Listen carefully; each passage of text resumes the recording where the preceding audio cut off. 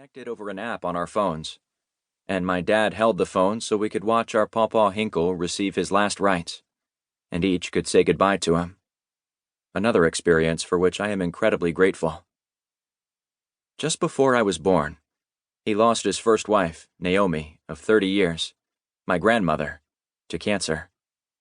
His second wife of 32 years, Joanne, suffered from late-stage Alzheimer's, and he spent years taking care of her in their home, until he fell and broke his hip.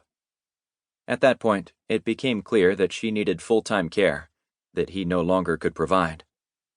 He was devoted to her until the end, as painful as it must have been to watch her memory and abilities fade away. When he was 87, his son, my Uncle Mark, was killed tragically by a drunk driver, an insurmountable loss to our family. My grandfather watched both of his beloved spouses suffer terrible diseases. He buried a spouse and a child. Those experiences are about as bad as it gets. Two patriarchs to loving families who lived long, full lives, both surrounded by their families on their deathbeds. I can't imagine that either went through his list of bad things that happened to determine how he felt about his life at the end. Regardless of the amount of suffering each endured, I like to think that both my grandfathers were taking in all the beauty and love of their families surrounding them when they passed.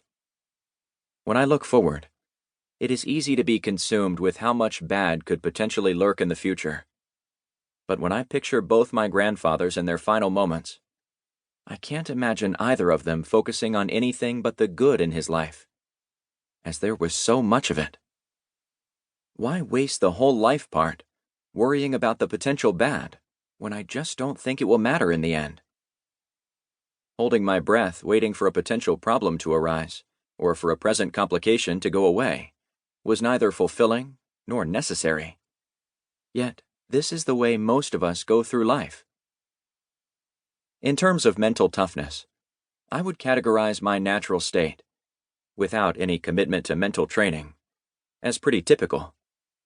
Unfortunately, being typical puts people at a pretty high propensity for anxiety, worry, and underperformance.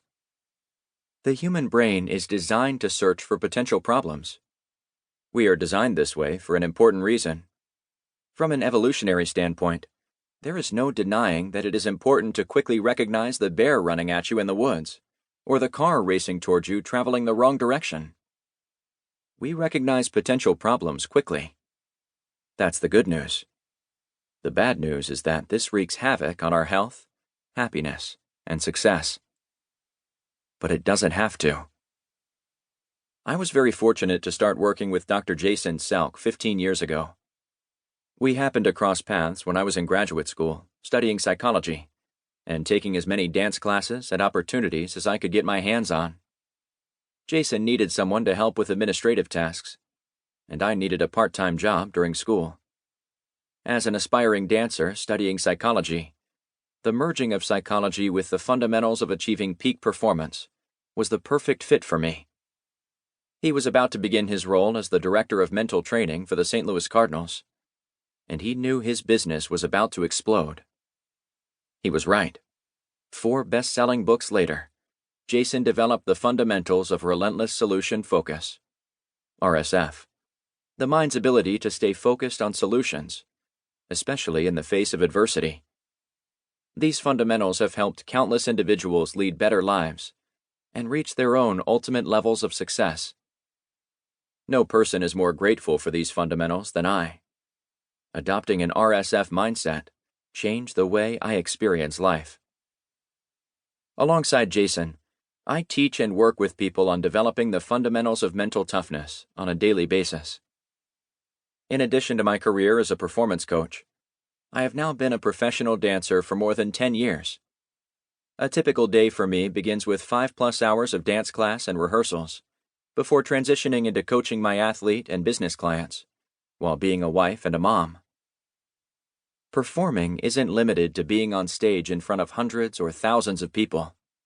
We all perform constantly throughout the day. And mental toughness is the way to achieve optimal performance, no matter the arena. Whether I'm performing on the phone with a client,